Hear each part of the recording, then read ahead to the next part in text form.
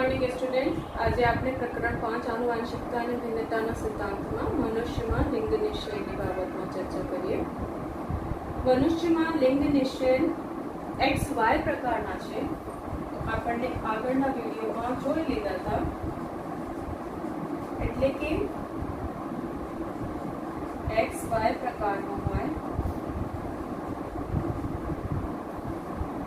નરમાં વિષમયુગ્મની સ્થિતિ મળતી હતી અને એને કહેતા હતા નર વિષમયુગ્મતાની સ્થિતિ જોવા મળે છે। ઠીક है। મનુષ્યમાં કેટલા જોડ? 23 જોડ રંગસૂત્ર હોય। 23 જોડ એટલે 46 46। ઠીક है। આ 23 જોડ જે છે બે ભાગોમાં વહેંચાયેલા છે। આમાંથી 22 જોડ જે છે એ નર અને માદા બંનેમાં સરખા છે, એટલે એને કહેવાય દૈહિક રંગસૂત્ર। ઠીક है। કેટલા જોડ છે? 22 જોડ નર અને માદા બંનેમાં સરખા હોય છે, એને કહેવાય દૈહિક રંગસૂત્ર। જ્યારે 23વા જોડ રંગસૂત્ર જે છે, રંગસૂત્રના 23વા જોડ, ઠીક है, તો અહીંયા રંગસૂત્ર જોડ કરી દો। 23વા રંગસૂત્ર જોડ જે છે માદામાં કેવા હોય? XX પ્રકારના હોય, જ્યારે નરમાં આ રંગસૂત્ર XY પ્રકારના હોય અને Y જે છે X કરતા નાનું હોય અને નર લક્ષણોને પ્રદર્શિત કરે છે। ઠીક है। मतलब નરમાં જે લક્ષણ આવે આ કોના દ્વારા આવશે? નર જાતીય લક્ષણ Y રંગસૂત્ર દ્વારા આવશે। ઠીક है। તો જો માદામાં રંગસૂત્ર હોય, એના પૂરા રંગસૂત્ર કેવા હોય? માદામાં 22 જોડ, એટલે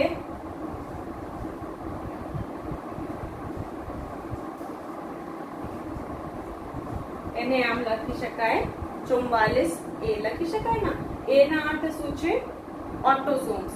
અહીંયા લખી દો 22 જોડ, એને જ કહીએ 44A। એના અર્થ શું છે? અહીંયા ઓટોઝોમ્સ, મતલબ દૈહિક। ઠીક है। તો 22A 44A અને 22 જોડ કહેવાય, પ્લસ માદામાં સ્થિતિ હોય XX પ્રકારની। ઠીક है। અહીંયા જોઈ લીધા કે 23માં જોડ કેવા છે? XX પ્રકારના। નરમાં કેટલા? તો 44 ઓટોઝોમ છે, એટલે 22 જોડ દૈહિક રંગસૂત્ર પ્લસ 23માં જોડ કેવા હોય? XY પ્રકારના। ઠીક है। જ્યારે અંડકોષ જનનની ક્રિયા દ્વારા કોના નિર્માણ થશે? અંડકોષ જનનની ક્રિયા દ્વારા અંડકોષ બનશે ના? ઠીક है। અને અંડકોષ જનનની ક્રિયા કઈ વિભાજન દ્વારા થાય છે? અર્ધીકરણ વિભાજન દ્વારા। ઠીક है। અર્ધીકરણની ક્રિયા દ્વારા અંડકોષ બનશે। તો અંડકોષમાં કેટલા હોય? 22 જોડમાંથી 22 કરી લો કે અહીંયા 44 ના અડધા કરી લો। ઠીક है। તો 22 પ્લસ 1 X રંગસૂત્ર આ બનશે એના અંડકોષ। અર્ધીકરણથી બની રહ્યા છે ને 22 જોડમાંથી કેવલ 22 કે 44 એ જ લખ્યા છે, તો બંનેના અર્થ એક સરખા છે, 22A પ્લસ X। ઠીક है। તો અહીંયા 22A લખી દઉં, 22 ઓટોસોમે પ્લસ X। અને નરમાં કઈ ક્રિયા દ્વારા? શુક્રકોષ જનનની ક્રિયા દ્વારા શું બનશે? શુક્રકોષ બનશે। શુક્રકોષ જનનની ક્રિયા પણ કઈ વિભાજન શામેલ હોય? અર્ધીકરણ વિભાજન, એટલે આમાં પણ અડધા થાય. પણ તમે અહીંયા જોઈ શકો કે સ્થિતિ વિષમયુગ્મી છે, એટલે બે પ્રકારના શુક્રકોષ બનશે કે 22A પ્લસ X, મતલબ 22 દૈહિક રંગસૂત્ર છે અને એની સાથે એક X રંગસૂત્ર છે. આ એના શુક્રકોષ છે. અને એક પ્રકારના શુક્રકોષ કેવા બનશે?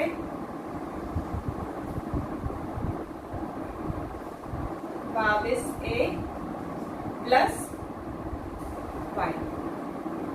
ઠીક है. હવે અહીંયા જો કે દૈહિક રંગસૂત્રની સાથે Y રંગસૂત્ર છે, તો વિષમયુગ્મી સ્થિતિમાં બે પ્રકારના શુક્રકોષ બનશે. ઠીક है. અને આ જે શુક્રકોષ બનવાની કે X રંગસૂત્ર ધરાવે કે Y રંગસૂત્ર ધરાવે, એની શક્યતા કેટલા ટકા છે? તો 50% X રંગસૂત્ર ધરાવતા શુક્રકોષના નિર્માણ થાય અને 50% Y રંગસૂત્ર ધરાવતા શુક્રકોષના નિર્માણ થાય છે. ઠીક है. હવે અહીંયા જો કે ફલન, અંડકોષના ફલન જો X રંગસૂત્ર ધરાવતા શુક્રકોષ સાથે થઈ જાય તો કેટલા બની જાય? 22A भी लिख सकते हो, 44A प्लस X અને X, મતલબ દૈહિક રંગસૂત્ર છે અને એની સાથે સાથે એક જોડ X રંગસૂત્ર છે. તો જે સંતતિ બનશે, આ કઈ સંતતિ બનશે? પુત્રી બનશે और मादा संतति बनसे, मतलब कि फीमेल डेवलप होगी. ठीक है. जो अंडकोषના ફલન કોની સાથે થાય? Y રંગસૂત્ર ધરાવતા શુક્રકોષ સાથે થઈ જાય તો દૈહિક રંગસૂત્ર સાથે 23 જોડ રંગસૂત્ર કઈ આવશે? XY. અને અહીંયા લખી દીધા હતા કે Y રંગસૂત્ર કોના નિર્ધારણ કરશે? નર લક્ષણમાં. તો આ બનશે પુત્ર કે નર સંતતિ. ઠીક है. હવે આ ફલનની શક્યતા કેટલા ટકા છે? ફલનની સંભાવના પુત્ર બનશે કે પુત્રી બનશે એની સંભાવના પણ 50% છે. ઠીક है. અહીંયા લખી લો કે પુત્ર કે પુત્રી થવાની શક્યતા કેટલા ટકા છે? 50%. 50-50% કે કોઈ પણ શુક્રકોષ અંડકોષને ફલિત કરી શકે છે. ઠીક है. તો અને એક બાત और, અહીંયા જો કે પુત્ર બનશે કે પુત્રી એના નિર્ધારણ કોણ કરી રહ્યા છે? તો નરમાં રહેલા X અને Y રંગસૂત્ર એના નિર્ધારણ કરે છે. એટલે આ ક્રિયાને કહેવાય X અને Y પ્રકારના લિંગ નિશ્ચયન. ઠીક है. તો અહીંયા લખી દો કે નર દ્વારા X અને Y ક્રોમોઝોમ થી શું બને? નર દ્વારા લિંગ નિશ્ચયન થાય છે. ઠીક है. તો મનુષ્યમાં લિંગ નિશ્ચયનની ક્રિયા કોણ કરી રહ્યા છે? નર દ્વારા ડિસાઇડ થાય છે. ઠીક है. તો આ છે મનુષ્યમાં લિંગ નિશ્ચયન. એકવાર ક્વિક રીકેપ લઈ લો કે લિંગ નિશ્ચયન કેવા પ્રકારના છે? XY પ્રકારના છે. 23 જોડ રંગસૂત્ર છે, જેમાં 22 જોડ રંગસૂત્ર જે છે નર અને માદા બંનેમાં સરખા છે. અને દૈહિક રંગસૂત્ર કહેવાય ને. લિંગી રંગસૂત્ર જે છે 23માં જોડ રંગસૂત્રના 23માં જોડ જે છે આ માદામાં XX એક જોડ X છે અને નરમાં X અને Y છે. જો જે Y ક્રોમોઝોમ છે આ નર લક્ષણોને પ્રદર્શિત કરે છે.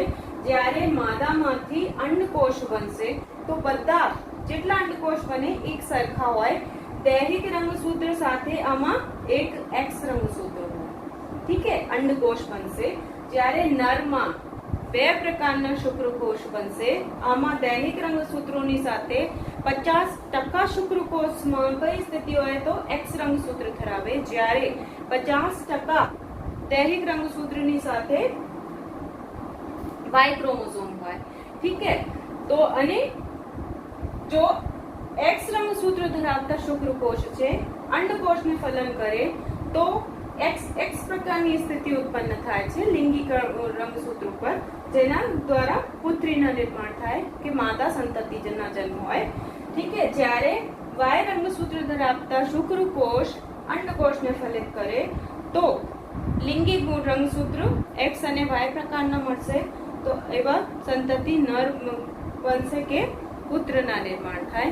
તો લિંગ નિશ્ચય અહીંયા કોણ કરી રહ્યા છે? નરના એક્સ અને વાય ક્રોમોસોમ કરી રહ્યા છે, એટલે એને એક્સ વાય પ્રકારના કીધું। પુત્ર અને પુત્રી થવાની શક્યતા કેટલા ટકા છે? 50% છે। ઠીક છે, હવે નેક્સ્ટ છે આપણા મધમાખીમાં લિંગ નિશ્ચય। નેક્સ્ટ છે મધમાખીમાં લિંગ નિશ્ચય।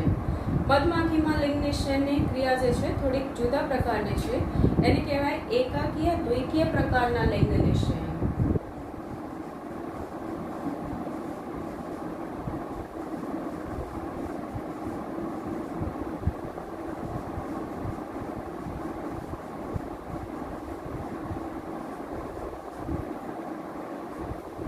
એના અર્થ શું છે કે વ્યક્તિગત પ્રાપ્ત કરેલા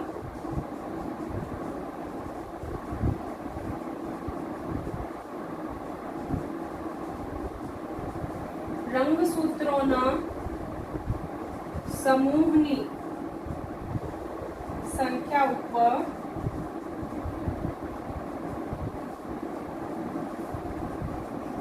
લિંગ નિશ્ચયની ક્રિયા આધારિત છે।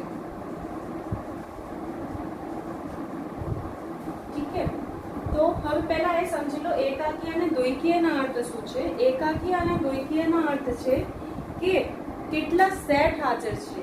જો દ્વૈકીય સ્થિતિ હોય, સજીવમાં દ્વૈકીય સ્થિતિ હોય તો રંગસૂત્રના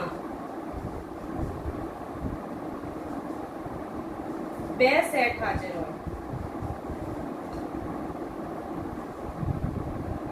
ठीक है, જ્યારે એને 2n લખાય। હા, એકાકી સ્થિતિ હોય તો રંગસૂત્રના એક સેટ હાજર હોય।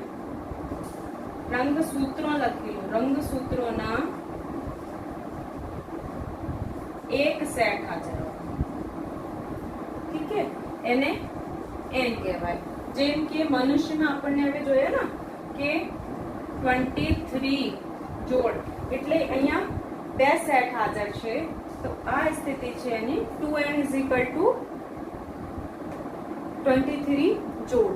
ઠીક है, જ્યારે n સ્થિતિ હોય, એકાકી સ્થિતિ હોય, મનુષ્યની વાત કર્યું તો મનુષ્યમાં એકાકી સ્થિતિમાં 23 આ સ્થિતિ બની જાય। ઠીક है, હવે આપણને મધમાખીમાં જોવાનું છે અને અહીંયા જો કે વ્યક્તિગત પ્રાપ્ત કરેલા રંગસૂત્રોના સમૂહ, मतलब એક મધમાખીમાં એક સેટ હાજર છે કે બે સેટ હાજર છે, એના આધારે લિંગ નિશ્ચયની ક્રિયા થાય છે। તો અહીંયા જો કે મધમાખીમાં દ્વિકીય સ્થિતિમાં કેટલા રંગસૂત્ર છે? દ્વિકીય એટલે 2n સ્થિતિમાં કેટલા રંગસૂત્ર હાજર છે? 32 રંગસૂત્રના અર્થ છે કે 16 જોડ। ઠીક है, કેટલા? 16 જોડ કહી શકાય અને બે સેટ હાજર છે। ઠીક है, તો એકાકી સ્થિતિ n એટલે 16। ઠીક है, આ છે એની એકાકી સ્થિતિ। હવે અહીંયા જો કે માદા જે છે, માદા પાસે બે જોડ હાજર છે, એટલે સ્થિતિ કઈ છે? દ્વિકીય સ્થિતિ છે। ઠીક है, માદા જે છે એની પાસે બે જોડ હાજર છે। આ અર્ધીકરણની ક્રિયા દ્વારા क्या बनाएगी? અંડકોષ ઉત્પન્ન કરશે। હવે અર્ધીકરણની ક્રિયા થઈ રહી છે એટલે 32 ના અડધા થઈ જાય તો દરેક અંડકોષ જે બનશે આમાં સ્થિતિ કઈ હોય? એકાકીય n સ્થિતિ હોય। ठीक है,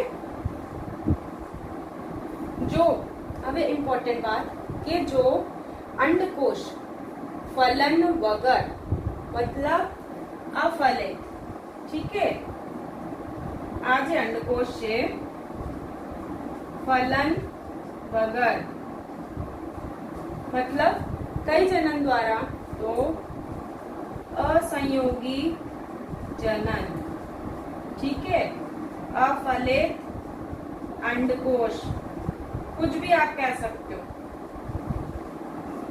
ठीक है। अफलित अंडकोश जे छे विकास पामे, असंयोगी जनननी क्रिया द्वारा अंडकोश विकास पामे, तो आ बनसे नर, नर तरीके विकास पामे, ठीक है। तो नर में કેટલા રંગસૂત્ર હાજર હોય? એક સેટ રંગસૂત્ર, એટલે નર કેવા છે એના એકાકીય, ठीक है। હવે જો કે લિંગી પ્રજનન કેવા હોય? લિંગી પ્રજનનમાં બે ઇન્ડિવિડ્યુઅલ જોઈએ ને, તો માદા અને નર। નરમાં આપણને જોઈ લીધા કે કેટલા રંગસૂત્ર છે? 16, એટલે કઈ સ્થિતિ છે? એકાકીય, ठीक है। એકાકીય સ્થિતિ છે। જન્યુ દરેક વખત કેવા બનશે? એકાકીય બનશે ને જન્યુ। કોઈ પણ સજીવ હોય, મનુષ્ય હોય, મધમાખી હોય, કીટક હોય, કોઈ પણ સજીવ હોય, જન્યુ કેવા થશે? એકાકીય। તો હવે એકાકીય નર છે, તો આમાંથી બનવાના છે એકાકીય જન્યુ, એટલે શુક્રકોશ બનવાના છે ને નરમાંથી। તો આ કઈ વિભાજનથી બનશે? સમવિભાજનથી। સમવિભાજન એટલે જેટલા રંગસૂત્ર કોષમાં હાજર હોય એટલા જ રંગસૂત્ર નવી બનતી કોષમાં મળશે। તો શુક્રકોષમાં સ્થિતિ કેવી હોય? 16 રંગસૂત્ર ધરાવે છે, ठीक है, શુક્રકોષ। જ્યારે અંડકોષના ફલન શુક્રકોષ સાથે થાય, તો જો કે 16 + 16 32, 32 એટલે કેવી સ્થિતિ છે? દ્વિકીય, ठीक है। તો આ જે સંતતિ બનશે, આ કઈ સંતતિ બનશે? માદા, ठीक है। तो जो બે સેટ હાજર હોય, બે સેટ હાજર હોય તો માદા બનશે, એક સેટ હાજર હોય તો નર બનશે, ठीक है। નર શું કીધું કે રંગસૂત્રના, આમ લખો, રંગસૂત્રોના બે સેટ હાજર હોય તો માદા મધમાખી બનશે। જો રંગસૂત્રોના એક સેટ હાજર હોય તો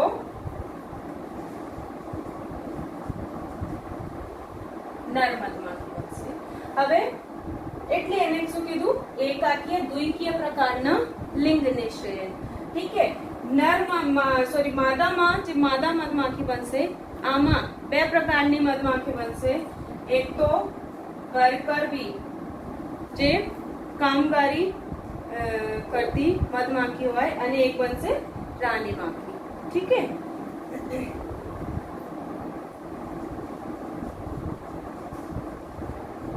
વર્કર બી બનેગી અને ક્વીન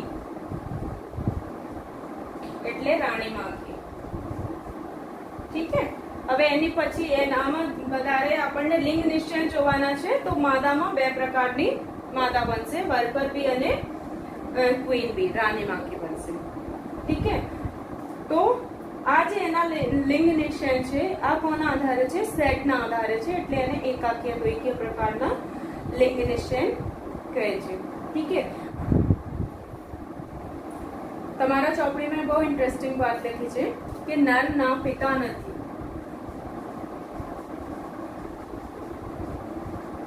પહેલા લખી લો પછી બતાવો। તેથી પુત્ર પણ નથી, દાદા હોય છે અને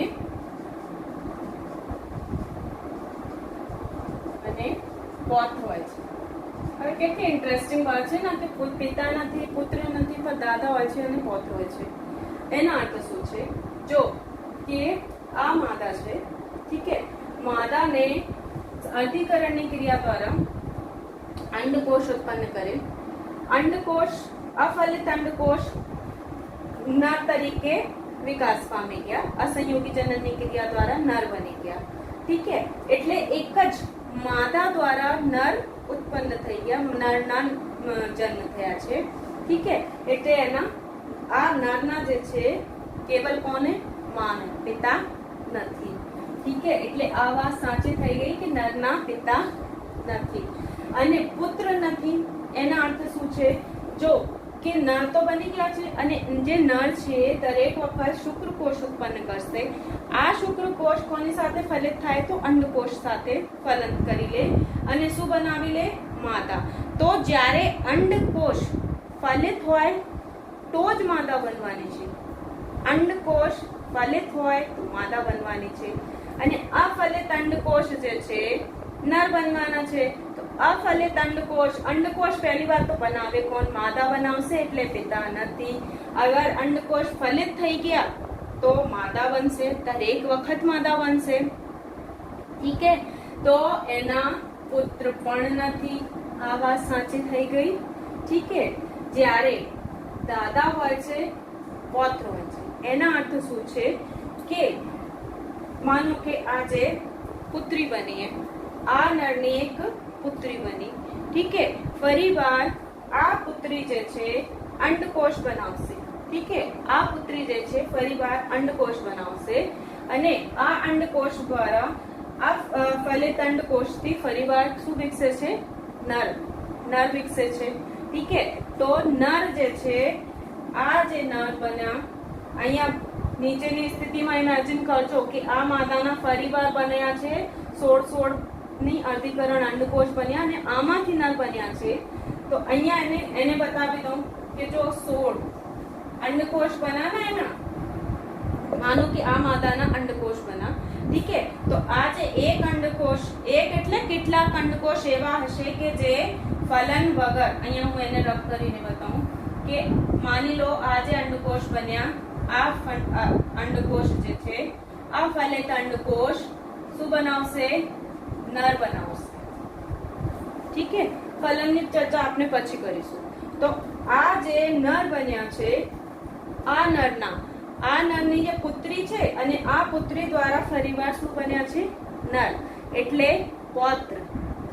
આ નર શું બની ગયા? પૌત્ર. કારણ કે આના પુત્રીના પુત્ર છે ને, તેના પૌત્ર બની ગયા.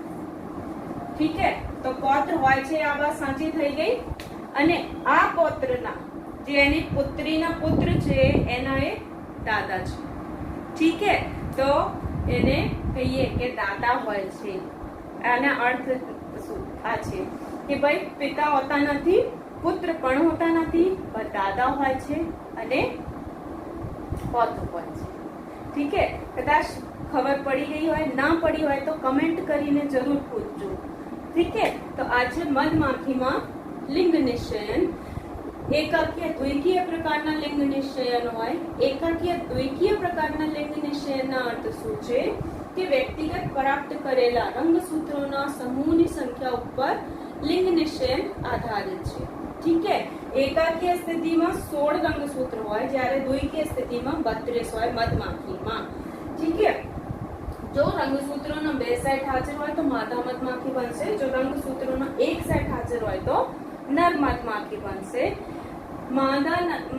માદા મધમાખી જે છે અર્ધીકરણની ક્રિયા દ્વારા અંડકોષ ઉત્પન્ન કરે છે. આમાં એકાકીય સ્થિતિ છે અંડકોષમાં.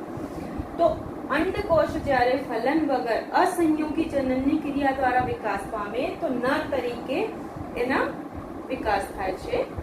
નર કેવા છે? એકાકીય. જ્યારે નર દ્વારા समसूत्री विभाजन इम्पोर्टेंट है. अभी तक જોયા નથી કે ભાઈ સમ વિભાજન દ્વારા જે છે શુક્રકોષ નિર્માણ થઈ રહ્યા છે. ઠીક હે, એટલે આ બહુ ઇમ્પોર્ટન્ટ છે એમસીક્યુ. તો નરના શુક્રકોષ જે છે સમ વિભાજનની ક્રિયા દ્વારા મધમાખીમાં બનશે અને આ શુક્રકોષના ફલન અંડકોષ દ્વારા થાય છે. તો સ્થિતિ ફરી 16 + 16 32 બની જાય અને દ્વિકીય માદા નિર્માણ પામશે.